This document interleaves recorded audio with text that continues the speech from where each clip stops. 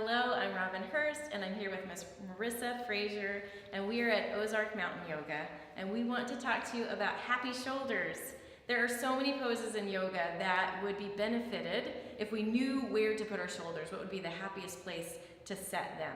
So I'm going to ask Marisa to turn around, and I just want to point out to you, we have this wonderful little band here. I'm not going to get super anatomical with you, this isn't science class, but we have a wonderful little band here, the latissimus dorsi muscles, and it's kind of like along where a bra strap might be. And there's so much strength waiting for you there. So if Marisa were to hike her shoulders up by her ears and then roll them back behind and back down, and then wrap them around her rib cage again, it's almost like it's right where she's just started, except this was like a purposeful, intentional movement. And her shoulders are now resting in this beautiful place, the shoulder sockets, where she can actually move from there with protective intention. So for example, if Marisa were on her yoga mat in a plank and her arms were out in front of her, notice that her shoulder blades separate a little bit and she's pressing the floor away from her. There's so much strength here.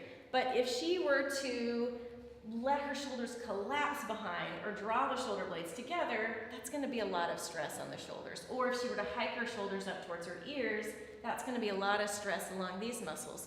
So I just wanted to point out, go ahead and drop them back down, hug them around your rib cage as if you're into a plank, and press the floor away, that the shoulder blades actually separate when we're in the movement of the plank.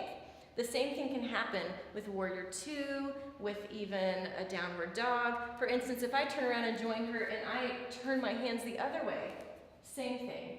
My shoulder blades are going to separate, same strength. And so let's say you were coming into a downward dog, and we're going to have your arms raise up a bit. She's still going to draw from here, and that muscular strength is going to come up the backside of her arms. Her shoulders are going to wrap around her rib cage to protect her. She's not going to be collapsing in her chest. We're going to talk about downward dog in another video. Very often people collapse in the chest, the shoulder blades come together, and then show them what happens when we do that. When the shoulder blades come together and they kind of sink in.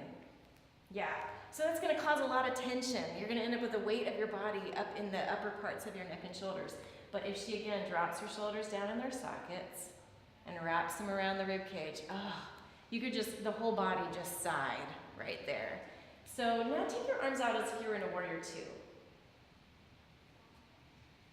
Look, same place. So her shoulders drop down in those beautiful sockets. They wrap around the rib cage for good protection.